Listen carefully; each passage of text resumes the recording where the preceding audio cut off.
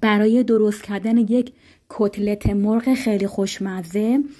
به مواد لازمش رو ذکر میکنم: سینه و ران مرغ، سیب زمینی، فلفل دلمه‌ای، پیاز، تخم مرغ، سبزی جعفری، پودر سوخاری، پودر کاری مرغ، زردچوبه، نمک، فلفل سیاه، سس خردل و سیر که مواد